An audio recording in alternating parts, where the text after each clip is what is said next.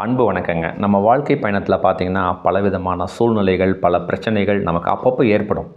அந்த மாதிரி ஏற்படும் பொழுது என்ன முடிவெடுக்கணும் அப்படிங்கிற ஒரு கன்ஃப்யூஷன் ஸ்டேட்டில் நம்ம இருப்போம். ஸோ அந்த மாதிரி முடிவெடுக்க முடியல, குழப்பமாக இருக்குன்னா அவர்களுக்கு இந்த கதை ஒரு முன்னேற்றத்தை கொடுக்கும் அப்படிங்கிற நம்பிக்கை தன்மையில் செயல்படுத்தியிருக்கேன். சிறப்பாக கதைக்குள்ளே போகலாங்க. ஒரு கிராமத்தில் ஒரு இளைஞன், அவங்க அப்பா அம்மா இல்லை, அவங்க அத்தை மாமா வீட்டில் தான் இருக்கிறான். ரொம்ப கஷ்டமான சூழ்நிலை. காரணம் என்னென்னா, அத்தை மாமா வீட்டு வேலை எல்லாம் அவனை தான் செய்ய சொல்லுவாங்க. அவன் வயசுலேயே அவங்க வீட்லேயும் பசங்க இருக்காங்க, அவங்களாம் காலேஜுக்கு போவாங்க.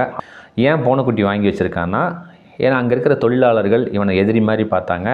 யாருமே சரியாக பேசுகிறது இல்லைங்கிறதுனால ஒரு பேச்சு துணைக்காக ஒரு பூனை நம்மளோட இருக்கட்டுமேனு அப்போ தான் வாங்கி வச்சுருந்தான். ரொம்ப மனசு உடஞ்சி போயிட்டான், வருத்தப்பட்டான், வேதனைப்பட்டான். சரி, இங்கே இருந்தால் நமக்கு சரி வராது, நம்ம வேற எங்கேயோ போயிடலான்னு சொல்லிட்டு ஒரு நாள் இரவு துணியெல்லாம் எடுத்து வச்சுக்கிட்டு நடந்து வேறு ஒரு ஊருக்கு நோக்கி போகிறான். எப்படி தெரியுங்களா ஜெயிக்கணும்? நம்மளை யார் அவமானப்படுத்தாங்களோ, வருத்தப்பட வச்சாங்களோ, வேதனைப்பட வச்சாங்களோ, துக்கப்பட வச்சாங்களோ அவர்களுக்கு முன்னாலேயே நின்று நீங்கள் ஜெயிச்சு காட்டுங்க. இதுதான் உண்மையான வெற்றி.